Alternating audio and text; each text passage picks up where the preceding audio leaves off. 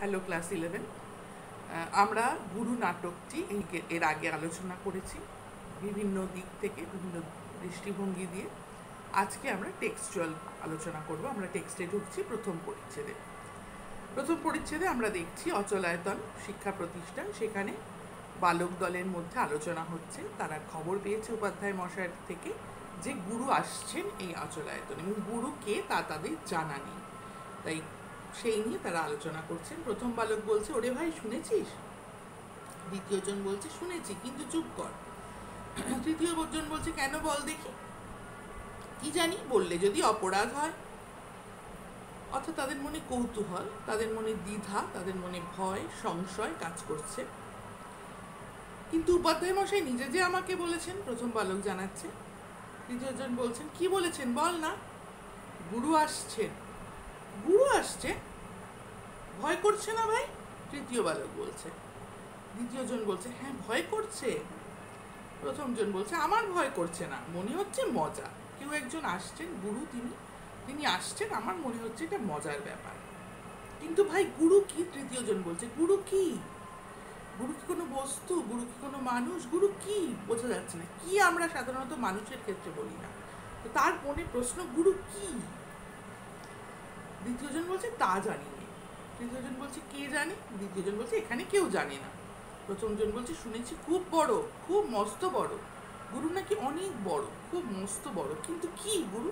গুরু কি কোনো জিনিস? গুরু কি কোনো মানুষ? কি জানে না, এদের কোনো ধারণা নেই। তাহলে এখানে কোথায় ধরবে? পঞ্চক দাদা বলেন, অচলায়তনে তাকে কোথাও ধরবে না। কোথাও না, কোথাও না। তাহলে কি হবে? ভারী মজা হবে। ওদের মনের মধ্যে মজা হবে, এই বোধটা কাজ করছে প্রথম জনের মনে, যে গুরু আসছে। কি হবে তাহলে? মজা হবে। এই গুরুই কিন্তু অচলায়তনের প্রতিষ্ঠাতা। তাকে মাত্র 3 জন চেনেন, আমরা আগেই আলোচনা করেছি। আচার্যদেব, শঙ্খবাদক এবং মালিক। এবার এরা বালকের দল প্রস্থান করছে, প্রবেশ করছে পঞ্চম। আর এক শিক্ষার্থী, সে মন্ত্র ভুলে যায় কিন্তু গান তার মনে থাকে। সে গান গাইছে, মনের আনন্দে সে গান গাইছে। তুমি ডাক দিয়েছ কোন সকালে, কেউ তা জানে না। আমার মন যে কাঁদে আপন মনে, কেউ তা মানে না। ওরে ভাই কে আছিস ভাই? কাকে ডেকে বলবো গুরু আসছে? অর্থাৎ পঞ্চকের কাছেও খবর পৌঁছেছে গুরু আসছে, কিন্তু পঞ্চক কিন্তু বলছে না গুরু কে বা কি। এইভাবে কোনো প্রশ্ন কিন্তু পঞ্চক করছে না। পঞ্চক হয়তো উপলব্ধি করছে যে গুরু কেউ একজন, যিনি আসছেন এই অচলায়তনে, এই শিক্ষা প্রতিষ্ঠানে। তিনি হয়তো শিক্ষার সঙ্গে জড়িত বা এই প্রতিষ্ঠানেরই কেউ। তার কারণ পঞ্চক ওদের বালক দলের থেকে একটু বড়, সে শিক্ষার্থী, সে অনেকদিন এখানে এসছে।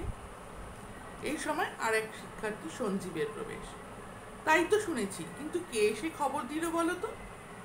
কে দিলে তা তো কেউ বলে না। পঞ্চক জানাচ্ছে, কে খবর দিয়েছে তা তো কেউ বলেনি। কিন্তু গুরু আসছেন বলে তুমি তো তৈরি হচ্ছ না পঞ্চক।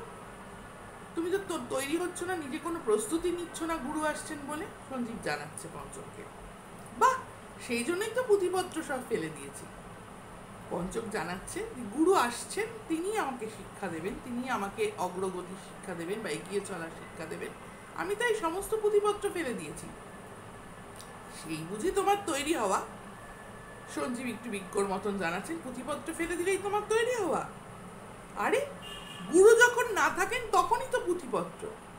অর্থাৎ আমাকে যিনি শিক্ষা দেবেন সেই গুরু যদি না থাকেন তাহলেই আমার পুঁথিপত্রের দরকার পড়বে। গুরু যখন আসবেন তখন ওইসব জঞ্জাল সরিয়ে দিয়ে সময় খোলসা করতে হবে, অর্থাৎ সময় ফাঁকা রাখতে হবে। ওইসব জঞ্জাল পঞ্চকের কাছে, পুঁথিপত্র এগুলো সব কাছে জঞ্জাল। মন্ত্রতন্ত্র গান ওর কাছে আনন্দের, মন্ত্রতন্ত্র ওর কাছে জঞ্জাল, পুঁথিপত্র নিয়ম আচার এগুলো সব ওর কাছে জঞ্জাল। আমি সেই পুঁথি বন্ধ করবার কাছে ভয়ানক ব্যস্ত। এই পুঁথিটা গুরু যেহেতু আসছেন, তাই এই পুঁথি বন্ধ করবার জন্য আমি ভয়ানক ব্যস্ত হয়ে পড়েছি। গুরু আসছে, তাই আমি সমস্ত জঞ্জাল সরিয়ে সময় বার করছি। তাই তো দেখছি, সঞ্জীব জানাচ্ছে বলে এবার সঞ্জীব চলে যাচ্ছে। এবার গুরু আবার পঞ্চক গান গাইছেন। ফিরি আমি উদাস প্রাণে, তাকাই সবার মুখের পানে, তোমার মতো এমন টানে কেউ তো টানে না। অর্থাৎ তুমি ডাক দিয়েছ কোন সকালে কেউ তা জানে না। তিনি কে? তিনি পরম ঈশ্বর বা পরম প্রকৃতি। তুমি কোন সকালে আমাকে ডাক দিয়েছ কেউ তা জানে না। আমাকে এগিয়ে যাওয়ার কথা বলছো, আমাকে উত্তরণের কথা বলছো। আমার মন যে কাঁদে আপন মনে, কেউ তা মানে না। আমার মন এই নিয়ম শৃঙ্খলা বাধা নিষেধ সংস্কার এই জালে আবদ্ধ থেকে আমার মন কাঁদছে। আমাকে এখান থেকে মুক্তির পথ দেখাও। তিনি গুরুও হতে পারেন। কেউ তা মানছে না যে আমার মন এই বন্ধনে কাঁদছে। ফিরি আমি উদাস প্রাণী, আমি উদাস হয়ে ঘুরে বেড়াই। সবার মুখের দিকে তাকিয়ে আছি।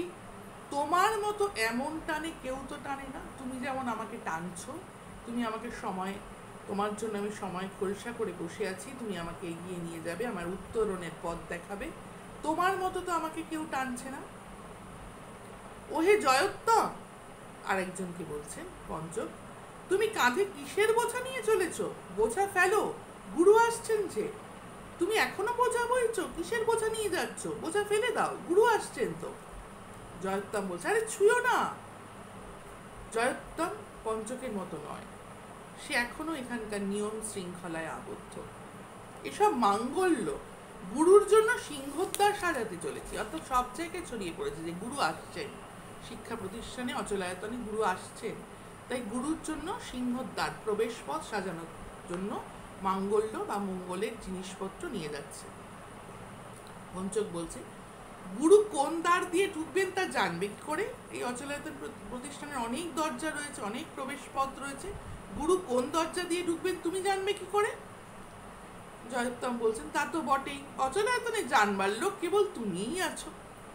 ব্যঙ্গ করে বলছে পঞ্চককে, সে তো বটেই, তুমিই একমাত্র আছো অচলায়তনে, যে গুরু কোন দ্বার দিয়ে ঢুকবেন তুমিই জানবার জন্য বসে আছো।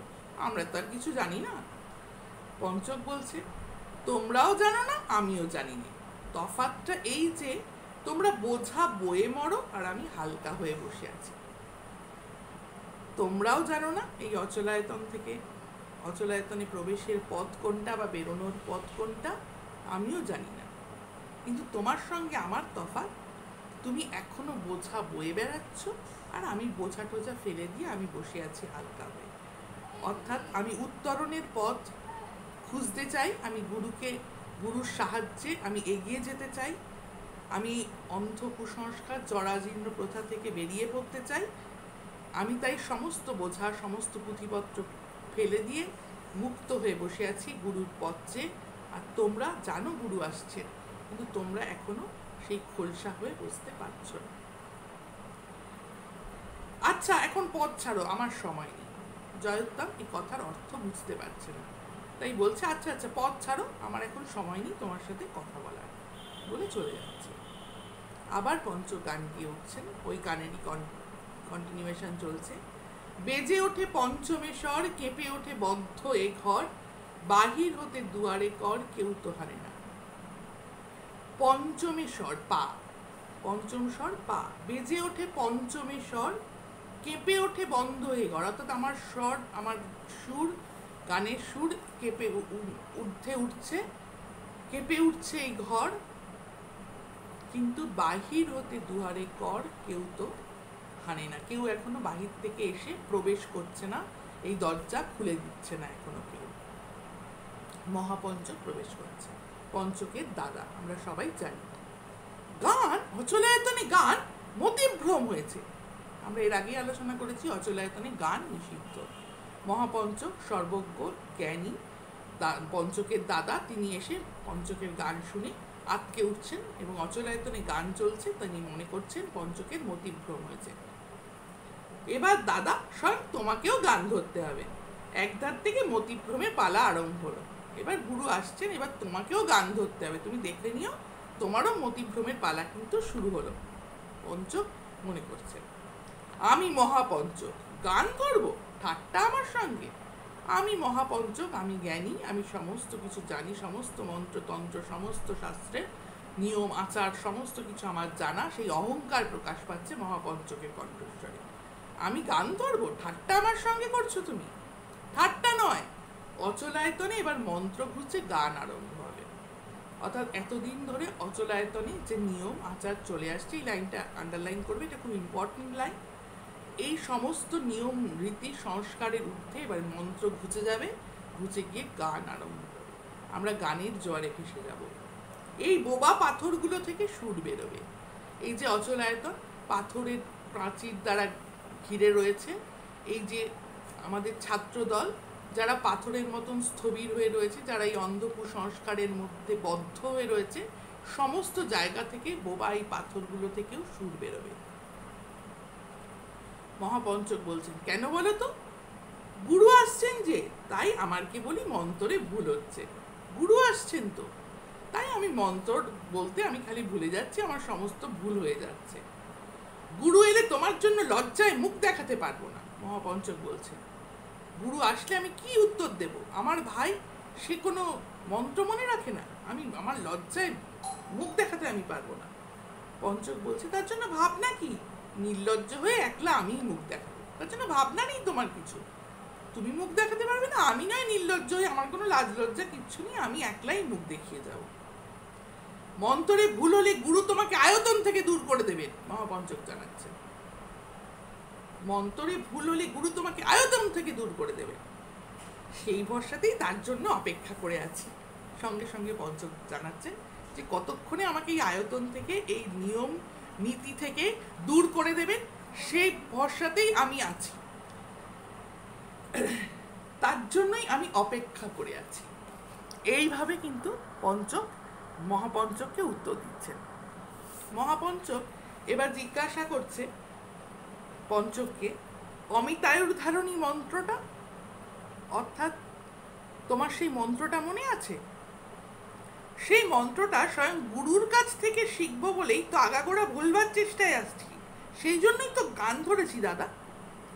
সেই মন্ত্রটা তো আমি আগাগোড়া ভুলবার চেষ্টায় আছি, কেন? তার কারণ সেটা আমি গুরুর থেকে শিখতে চাই, আমি আর মনে রাখতে চাই না, আমি সেই গুরুর কাছ থেকে শিখবো বলেই সেই মন্ত্রটা ভুলবার চেষ্টায় আছি, সেই জন্যই আমি গান ধরেছি। মহাপঞ্চক বলছে, ওই শঙ্খ বাজলো, এখন আমার সপ্তকুমারিকা গাথা পাঠের সময়, কিন্তু বলে যাচ্ছি সময় নষ্ট করো না, গুরু আসছেন। অর্থাৎ এখন শাস্ত্র পড়ার সময় মহাপঞ্চকের সপ্তকুমারিকা গাথা, সেটা তিনি পড়বেন। এই সময় শঙ্খ বেজেছে, সেই সময় তার পড়তে হবে।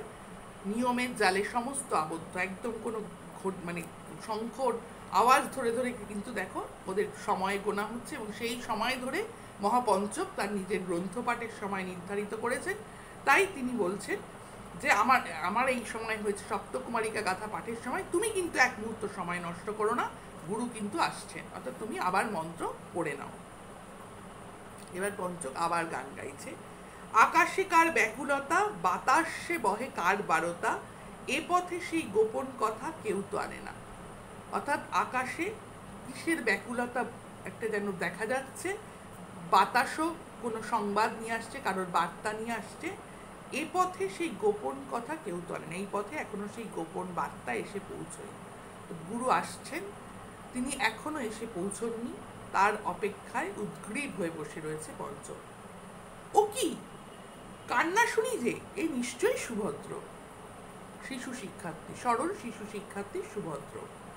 আমাদের এই অচলায়তনে ওই বালকের চোখের জল আর শুকলো না। এর আগেও সুভদ্র অনেকবার কান্নাকাটি করেছে, তাই বলছেন পঞ্চক যে আমাদের এই আয়তনে ওই বালকের চোখের জল আর শুকলো না, ওর কান্না আমি সইতে পারি নে। প্রস্থান করছে, ও বালক সুভদ্রকে নিয়ে আবার প্রবেশ করছে, পুনঃপ্রবেশ করছে।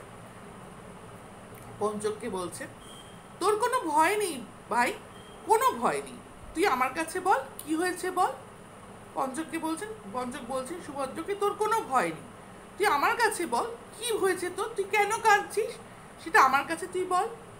সুভদ্র বলছে, আমি পাপ করেছি। পাপ করেছিস? কি পাপ? সে আমি বলতে পারবো না, ভয়ানক পাপ। আমার কি হবে? এই যে ভয়ানক পাপ, এই ভয়ানক পাপটা আন্ডারলাইন করে রাখো, 8 বার ব্যবহার হচ্ছে এই ভয়ানক শব্দটি। ভয়ানক পাপ, ভয়ানক পুণ্য, সমস্ত কিছুতে ভয়ানক। এরা পুরো ভীতিপ্রবণ, সমস্ত কিছু এদের নিয়ম শৃঙ্খলায় বাঁধা, তাই এদের জীবনটা যেন সব কিছুতে ভয় ভীতি কাজ করছে। সুভদ্রর মধ্যেও সেই ভীতিবোধ কাজ করছে, সে একটা ভয়ানক পাপ করেছে, সে এক শিক্ষার্থী, শিশু শিক্ষার্থী, সেও ভয়ঙ্কর কাজ করেছে বলে মনে করছে। আমার কি হবে? পঞ্চক এবার জানাচ্ছে, তোর সব পাপ আমি কেড়ে নেব। তুই বল, তোর সমস্ত পাপ, তুই যা ভয়ঙ্কর পাপ মনে করছিস সেই সমস্ত পাপ আমি কেড়ে নেব। তুই বল, তুই জানা আমাকে কি পাপ করেছিস। আমি আমাদের আয়তনের উত্তর দিকে, হ্যাঁ উত্তর দিকের জানলা খুলে কি করলি? বাইরেটা দেখে ফেলেছি। কৌতূহল, জানার আগ্রহ বালক মনেও কাজ করছে। সে উত্তর দিকে জানলা খোলা নিষিদ্ধ, সে উত্তর দিকে জানলা খুলে বাইরেটা দেখে ফেলেছে। পঞ্চকের কাছে সে স্বীকার করছে সেটা। দেখে ফেলেছিস শুনে লোভ হচ্ছে যে তুই দেখে ফেলেছিস। পঞ্চক এটা দেখেনি, এখন অব্দি এই পাপটা সে করে উঠতে পারেনি, তাই তার লোভ হচ্ছে। কি দেখেছিস শুনে লোভ হচ্ছে যে? হ্যাঁ পঞ্চক দাদা, কিন্তু বেশিক্ষণ না, একবার দেখেই তখনই বন্ধ করে ফেলেছি। কোন প্রায়শ্চিত্ত করলে আমার পাপ যাবে? ওদের মনের মধ্যে ঢুকিয়ে দেওয়া হয়েছে যে পাপ যদি করো তাহলে প্রায়শ্চিত্ত করলে সেই পাপের স্খলন হয়ে যায়, সেই পাপ চলে যায়। এটা ওদের ছোটবেলা থেকে ওদের রক্তের সঙ্গে যেন মিশে গেছে। এই বোধটা ওদের মধ্যে কাজ করছে, সে যত ছোটই হোক। তাই মনে করছে যে কোন প্রায়শ্চিত্ত করলে আমার পাপ যাবে? ভুলে গেছি ভাই, প্রায়শ্চিত্ত 20-25 হাজার রকম আছে। আমি যদি এই আয়তনে না আসতুম তাহলে তার 12 আনাই কেবল পুঁথিতে লেখা থাকতো। আমি আসার পর প্রায় সবকটাই ব্যবহারে লাগাতে পেরেছি, কিন্তু মনে রাখতে পারিনি। পঞ্চক জানিয়ে দিচ্ছে, সুভদ্রকে হালকা করে দিচ্ছে ব্যাপারটা, যে এখানে প্রায়শ্চিত্ত 20-25 হাজার রকমের আছে, 20-25 হাজার রকমের প্রায়শ্চিত্ত আছে। আমি যদি এই আয়তনে না আসতাম তাহলে হয়তো সেগুলো পুঁথিতেই লেখা থাকতো, অর্থাৎ নিয়ম ভাঙাতেই আনন্দ। পঞ্চক বরাবর এখানে পাপ করে ফেলেছে, প্রায়শ্চিত্তও করেছে। সে জানে সে পাপ করছে এবং তাকে দিয়ে প্রায়শ্চিত্ত করানো হবে। ও নিয়ম ভাঙছে বারবার। ও এই আয়তনে সেই বিধি সংস্কার, পুরাতন জীর্ণ সংস্কারের ঊর্ধ্বে উঠতে চাইছে। তাই ও বলছে যে আমি এই আয়তনে না আসলে বোধহয় তার বেশিরভাগই পুঁথিতেই লেখা থাকতো, আর আমি আসার পর প্রায় সবকটাই ব্যবহারে লাগাতে পেরেছি, কিন্তু মনে রাখতে পারিনি। কোন পাপ করলে কি প্রায়শ্চিত্ত করতে হবে সেটা আমার মনে নেই, কিন্তু আমি প্রায় অনেক রকমের অন্যায় করে তার প্রায়শ্চিত্ত করেছি। এইভাবে পঞ্চক সুভদ্রকে সান্ত্বনা দেওয়ার চেষ্টা করছে। সে যে পাপ করেছে, উত্তর দিকে জানলা খুলে ফেলেছে, সেই ব্যাপারটাকে হালকা করে তোলার চেষ্টা করছে পঞ্চক সুভদ্রকে। এই অবধি থাক, আমরা নেক্সট ভিডিওতে পরের অংশ করব। ধন্যবাদ।